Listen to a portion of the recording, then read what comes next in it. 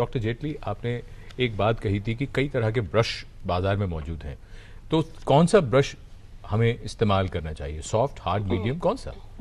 मैंने जैसे अभी पहले आपको बताया थोड़ी देर पहले कि ब्रश हमें क्यों करना चाहिए, क्योंकि खाना जम जाता है, बिल्कुल कलेक्ट करता है, स्टिक करता है म्यूसिन के कारण माउथ के ऊपर, दांतों के ऊपर और गम्स के ऊपर। सुपर सॉफ्ट या सॉफ्ट ब्रश इस्तेमाल करना चाहिए। अच्छा। और उसकी प्रेशर भी ज्यादा नहीं देना चाहिए, जेंटल प्रेशर से। आपने सवाल पूछा था कि कितने प्रेशर से, तो प्रेशर बिल्कुल जेंटल होना चाहिए। हम क्या करते हैं कि जब ब्रश कर रहे होते हैं तो हम सोचते रहते हैं कुछ और बात, और फिर भूल जाते हैं कि गुस्सा आ रहा होता है किसी से, अगर नाराज लड़ाई हो गई किसी, सारा स्ट्रेस हम अपने दांतों पे होता है, वो हम दांतों के ऊपर अनकॉन्शियसली निकालते रहते हैं।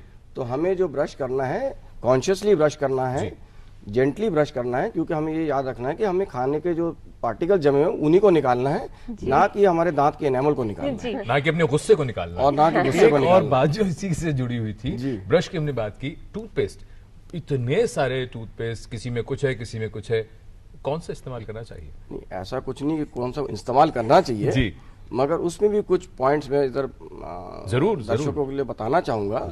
जैसे कई बार दांतों में सेंसिटिविटी हो जाती है, ठंडा गर्म लगने शुरू हो जाता है। इनिशियल स्टेजेस में हमारे पास मेडिकेटेड टूथपेस्ट है जिसमें फॉर्मेलिन या स्ट्रोंशियम फ्लोराइड या कुछ है, तो उससे भी थोड़ा फर्क पड़ जाता है कभी कभी।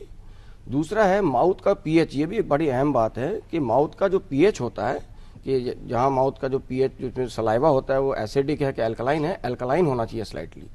जिनके मुंह ज़्यादा एसिडिक होते हैं, जिसमें जैसे हाइपर एसिडिटी के कारण या डाइट के कारण, तो उसमें हमारे पास टूथपेस्ट वो इस्तेमाल करनी चाहिए जिसमें बेकिंग सोडा, सोडियम बाइकार्बोनेट हो। वो सोडियम बाइकार्बोनेट एक अल्कलाइन सब्सटेंस, वो भी हेल्प करता है। कैसे पता? पर एक जनरल बात मैं कर रहा हूँ कि नॉर्मली में एक गुड ब्रांड का टूथपेस्ट। लेकिन हमें कैसे पता चले कि वो एसिडिक है कि अल्कलाइन है? क्या है हमारा पीएच लेवल क्या है हमारे? वो उसके लक्षण मुंह में आ जाते हैं। जिसका माउथ ज्यादा एसिडिक होता है वही आदमी ज्यादा मसूड़ों की प्रॉब्लम भी उनको ज्यादा होंगी, दांतों के अंदर जो खोल वो ज्यादा बनेंगे, दांत की वेयरिंग डाउन भी ज्यादा होगी। उनको कैसा टूथपेस्ट इस्तेमाल करना है? अब वो तो विशेषज्ञ को देखने के बाद होना चाहिए। बट नॉर्मल बाकी लोग हैं जी, बाकी लोग एक नॉर्मल अच्छे ब्रांड का टूथपेस्ट इस्तेमाल। डॉक्टर जेटली, पावर्ड ब्रशिंग भी होती है, उसके बारे में क्या कहना चाहेंगे? क्या रिकमेंड करते हैं आप? मैं तो ये कहूँगा कि ये नहीं करना चाहिए। अच्छा। ये इसमें कमर्शियल एंगल ज़्यादा होता है। नॉर्मल रेगुलर ब्रश प्रॉपरली करें, प्रॉपर टेक्निक से करें जी, प्रॉपर टाइम के लिए करें, 2 बार दिन में करें, सुबह और रात को, वही एक अच्छी बात। हमारे देश में बहुत लोग हैं जो अभी भी दातून पर निर्भर हैं, बबूल, नीम की दातून की जाती है, वो कहाँ तक ठीक है और कितनी बढ़िया है? ये आपने बहुत अच्छा सवाल पूछा, क्योंकि आप देखेंगे कि हमारे ज़्यादातर लोग ग्रामीण में रहते हैं, रूरल एरियाज में रहते हैं, तो वहाँ टूथब्रश, पेस्ट जैसी चीज़ें उपलब्ध नहीं होती। मगर वो कैसे अपना रोकथाम करें? वो दातुन से, कीकड़ की है, नीम की है, बबूल की है या मिसवाक की है, उससे करना चाहिए। कभी कभी नीम की पत्ती भी एक एंटीसेप्टिक काम करती है, वो कभी कभी चबा लेना चाहिए। और कोई माउथ वॉश नहीं तो गुनगुने नमक के पानी के कुल्ले कर लिया करें 3 बार दिन, 4 बार दिन में। उससे भी बहुत रोकथाम बीमारियों की हो जाती है और परख सारी निकल जाती है जी। डेंटल कैरीज, पेरिडोंटल डिजीज, ये सब बढ़ जाते हैं। इसके अलावा डॉक्टर जेटली, जब भी लोग कहते हैं कि बच्चों को जो है उनके दांत स्वस्थ रहें, कैल्शियम सप्लीमेंट्स देने शुरू कर दिए जाते हैं, कितना उचित है या फिर क्या प्रभाव हो सकता है? दांतों के लिए 2 एलिमेंट्स का होना बहुत ज़रूरी है डाइट में, कैल्शियम एंड फॉस्फोरस, और वो नेचुरल डाइट में दिया जाए सबसे बेहतरीन होना चाहिए। आर्टिफिशियल कोई चीज़ ऐसी नहीं देनी चाहिए, ना बच्चों को ज़रूरत चाहिए। बैलेंस डाइट होना चाहिए, उसमें बच्चा दूध, दही, पनीर, अगर नॉन वेजिटेरियन है तो अंडा, मीट, मच्छी भी खा सकते हैं। और ये बैलेंस डाइट लेने से कैल्शियम और फॉस्फोरस काफ़ी मात्रा में शरीर में चली जाती है।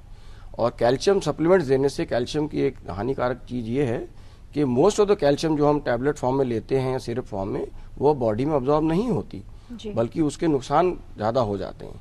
तो नेचुरल नॉर्मल बैलेंस डाइट से ही सारी चीजें हमें दांतों में पहुंच जाती हैं। जी, वापस ऑर्थोडोंटिक्स की ओर लौटते हैं। बहुत संक्षिप्त में डॉक्टर जेटली आपसे समझना चाहेंगे, कार्यक्रम में हमने ये तो बात की कि कंजेनाइटल डिफेक्ट्स या मतलब दांत टेढ़े मेढ़े हैं, उसमें ऑर्थोडोंटिक्स का क्या रोल है वगैरह वगैरह, क्लेफ्ट पैलेट की भी हमने बात की। लेकिन एक बहुत इंपॉर्टेंट बात, बच्चे खेलते हैं या जैसे हमारे एक दर्शक का फोन आया था, गिर गए थे, एक्सीडेंट के बाद दांतों में चोट लगी, इंजरी, एक्सीडेंट्स और ऑर्थोडोंटिक्स, इसका क्या रोल और कितना इसका भूमिका है? जैसे आपने अच्छा सवाल पूछा, फेस जो है सबसे प्रोन पार्ट है बॉडी का जी और दांत उससे भी ज़्यादा प्रोन होते हैं जी एक्सीडेंट्स के लिए।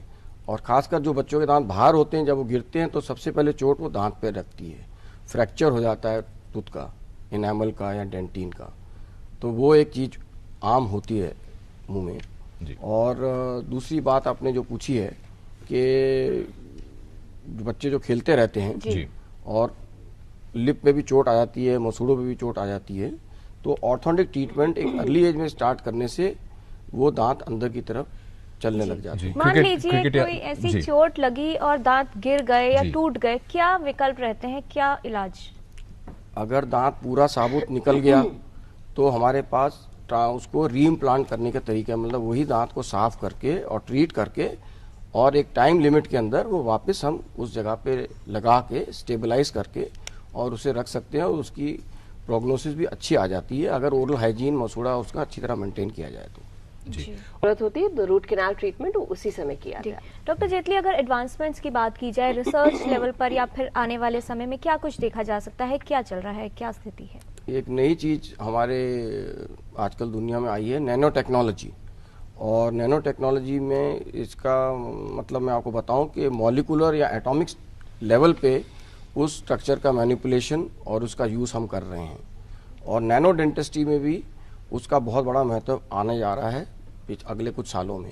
जी सबसे बड़ा महत्व में क्या है हिंदुस्तान के लिए ये है कि सबसे जो कॉमन प्रॉब्लम मैंने बताया डेंटल केरीज की, या दांत कीड़े जो लग जाते हैं या मसूड़ों जो ख़राब हो जाते हैं डेंटल प्लाक और कैलकुलस जमने से, तो नैनो पार्टिकल्स के साथ हाई पॉलिश हम कर सकते हैं, जो जिनकी लाइफ 10-15 साल रहती है दांत के ऊपर, which is very economical also, ज़्यादा महंगा इलाज भी नहीं और शॉर्ट टर्म है।